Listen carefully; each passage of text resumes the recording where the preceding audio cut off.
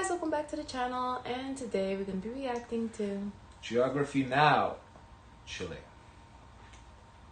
Hey everybody, so if you're feeling kind of Chile, make sure that... Oh, shoot. What was that? Whoa, what the heck? Dude, are you serious? Everything's okay. Dude, I can't believe... Whoa. Wonder what that was on the Richter scale. So then California... If somebody here was from Chile, they could probably tell us. Was that real? They look It's real. time to learn They look real. Hey everybody, I'm your host Barbie. Welcome to Chile, the country where people really know how to shake things up. But first, let's dissect the flag.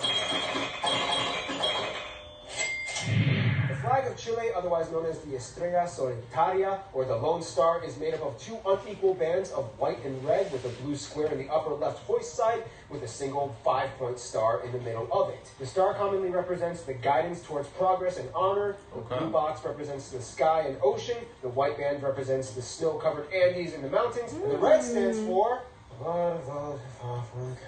And that's about it. Just make sure you don't confuse this flag with the flag of Texas and you're good to go. Moving on. Guys, is that true what he said, or he just pulled that out of whatever? I think so. Because that's very interesting. I never even... So now, kind of begs me question, like, for example, we see France flag. Is that what, also? Everyone has their colors that symbolize That's so something. interesting. I never... You don't know for Lithuania I don't what know. the color symbolizes? No, I mean, red could be blood. Green, forest, yellow. No sun. Nah, we ain't got So that this much is sun, so this it's not is as much sun. sun as you get.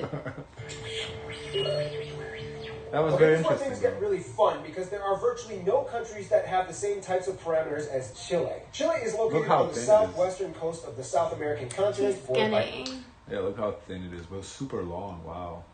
Super Argentina, Peru, and Bolivia. At around 4,300 kilometers or 2,700 That's so miles, Chile is interesting. the world's longest country by territory length, north to south. And there's long. also... Second longest? So who's the longest? Oh, that's like super long. What's the longest country then? Can't think of any. Australia? Because this is the whole island? I don't know. one of the narrowest land countries, the average width He did being say split by second, territory yeah, length second north to longest. south. And this is also one of the narrowest land countries, the average width being about 177 kilometers or 110 miles. The broadest point by Antofagasta being only 356 kilometers, and the narrowest by Wow. Yapel at a measly 90 kilometers in width. The country is divided into 15 regions. Each region is assigned a name with a Roman numeral north to south. The only exception is the Santiago metropolitan region as the capital, which has its own designation under RM, or Región Metropolitana. The numeral system used to be easy. It was just up and down 1 through 13 until in 2006 two more regions were added. Los Rios in the south at number 14 and Arica and Parinacota at number 15. So you have number 15 at the top and number 14 in between 9 and 10. Why Chile didn't just number all the regions in order again? I have no idea. Shut up! That's why! The capital is Santiago. Probably because, people who learned it in school before that would, they wouldn't have to be out of touch. Because that's something, like, once you learn in school, you don't really encounter it, like, in real life again. Roughly in the upper central area in the country. It's a bustling city with a history that goes back into the 16th century, blending a mix of neoclassical architecture alongside glass skyscrapers and high-rises, like the Gran Torre Santiago Tower at 64 stories, and it is also the tallest building in all of South America. Chile will also tell you that their country is a tri-continental country because they have islands and territories that span across 3 continents. South America, Oceania, and Antarctica, even though the Antarctic Treaty kind of bans anyone from claiming ownership over Antarctica, but hey, Chile does have one of only 2 civilian settlements on Antarctica, Villa Las Estrellas, located on King George Island right off the Antarctic Peninsula. This place hosts about 150 people, mostly military and scientist personnel with their families. The population... But he just said civilian. I thought civilian means like regular people, not military person and scientist. That's not, to me, that's not civilian. fluctuates during the winter season when they have fewer residents. Nonetheless, this town has a school for kids, a library, a small hospital, and a post office which offers a rare Antarctic postage stamp. The other territories they have include the Juan Fernandez Archipelago Islands, which includes Robinson Crusoe Island. Yes, people, the island that book was named after, which that guy who wrote it was marooned on. Look, guys, I'm just going to confess, I don't really read a lot of classic literature. I just make it look like I do on this show so that it gives off the illusion that I'm a refined, classy person. Me teach geography. The Desventuradas, or the Unfortunate Islands, are also owned by Chile, although they don't really have much going on for them, except there's a small airstrip and naval base on San Felix Island. Then we have Islas Salas, y Gomez, and Easter Island, located in the far-off remote Pacific, classified as the southeasternmost point of Polynesia. So technically it does belong to Oceania, even though these islands are actually closer to mainland Chile than they are to the rest of Polynesia. Salas y Gomez is uninhabited, boring, and doesn't really have anything. Easter Island is the moneymaker. Easter Island is like the Hawaii of Chile, world famous for being one of the strangest places on Earth, with petroglyphs and ancient unexplained moai statues created by the ancient Rapa Nui peoples that adorn the entire island. The country overall has about 2,000 islands, most of which are located in the South Patagonia region, where things get pretty crazy. The islands in the south create an immense clustered labyrinth of cold green rocky fjords and channels, very similar to the ones in the west coast of Canada and Alaska, that are hard to access. In fact, if you want to drive south to the rest of Chile, the furthest you can go is on the 7 highway until it cuts off at Villa O'Higgins. That's right, people, O'Higgins. There are Irish people that live here, where the Patagonia ice fields begin, and here you either have to go by boat or fly to any of the other south towns in Chile, like Punta Arenas or Puerto Williams. Remember from the Argentina video? The further south you go in Chile, the crazier things seem to get. Let's explain why in... To be a champion, That's very you have to interesting. recover like that. Reach for core power and rise to a whole new... One thing you have to understand is that Chile is located right on one of the most intense active fault lines in the entire world, the Ring of Fire. This means Chile as a whole is disputably the earthquake capital of the world. In fact, the largest earthquake on record happened in Valdivia in 1960 and registered a 9.5 on the Richter scale. The funny thing is, these people here really don't even care. They're so used to it and have adapted in almost every possible way to deal with it for centuries. Very few people are casualties of earthquakes, and most people can typically even tell how strong an earthquake was on the Richter scale just by feeling it. If it's over a 7.0, they usually just stand up out of their chairs and wait it out. Now add on top of that the country has about 500 active volcanoes. Of course, as we already discussed in the Argentina video, the northern part of Chile lies on the Atacama Desert, the driest area on Earth. The areas in the north, although dry, however, contain some of the richest deposits of copper. In fact, 6 of the top 10... Yeah, we saw the copper in the video, because we saw that they export a lot of copper.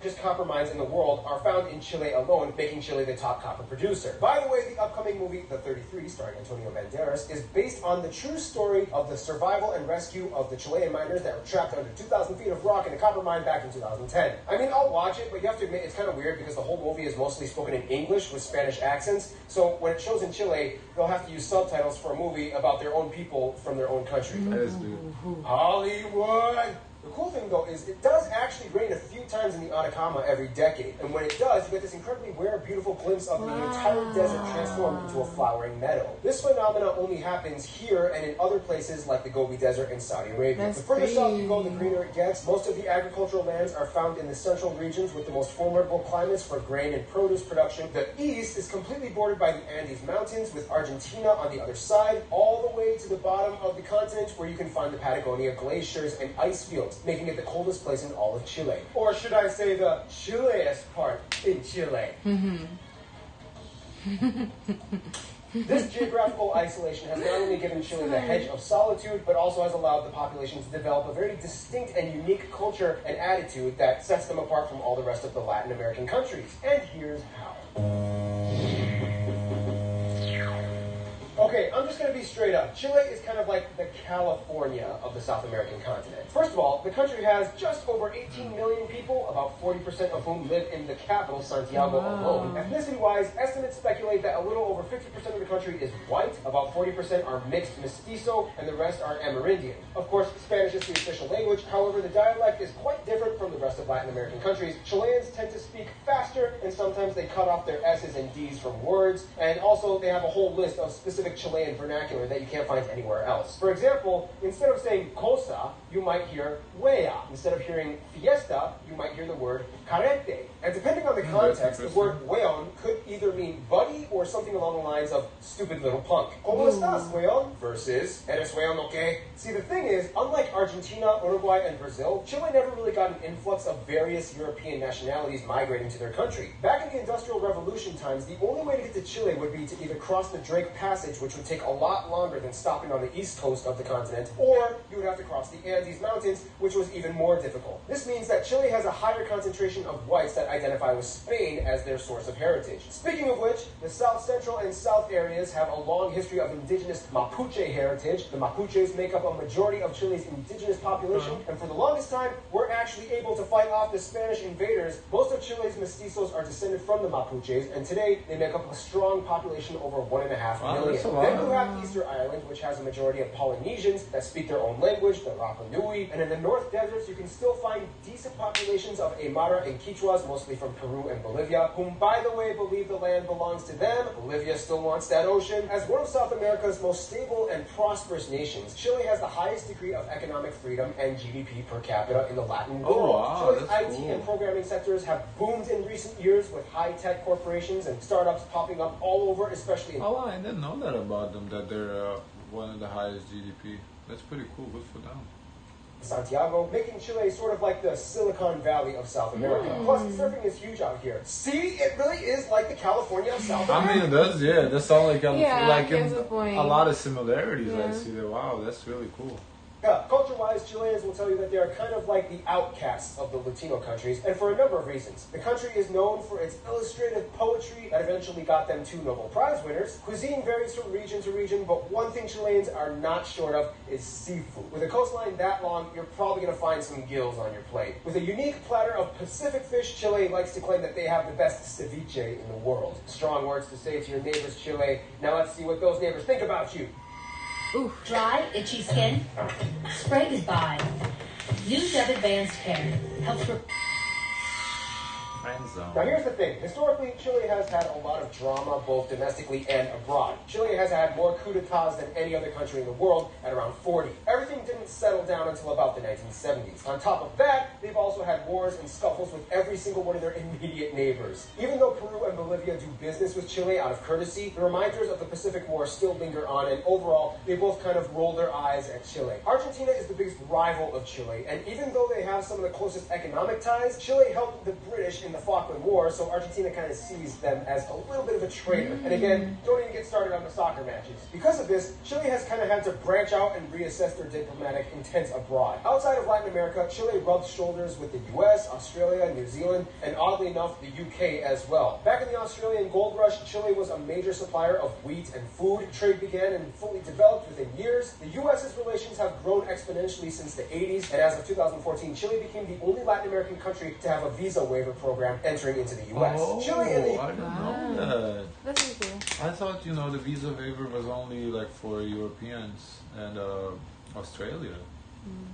Oh, that's really cool. Wow. UK have a strange historical relationship. The British originally wanted to take over Chile and even teamed up with the Mapuches for a while in an attempt to keep the Spanish out. In a sense, the UK has always kept an eye on Chile, even though they never got to colonize it, and to this day, the ripples of that show through their diplomatic engagements. In terms of their best friends, however, Chile might probably say Colombia and Mexico. The countries all share the Pacific Alliance trade bloc. Colombians love moving into Chile and add a delightful, warm Caribbean vibe to the otherwise colder atmosphere of the country. In conclusion, Chile may be the skinny, isolated country with lots of stuff going on, but when things get overwhelming, they just shake it off. Stay tuned. Okay, wow, that was interesting, guys. Was he telling the truth or no? Because some of the things he was saying, I wonder if that's how you guys feel as well. Guys, of course, let us know your thoughts. Don't forget to like, comment, and subscribe. Join the Discord, and as always, share as much kindness as possible. Bye.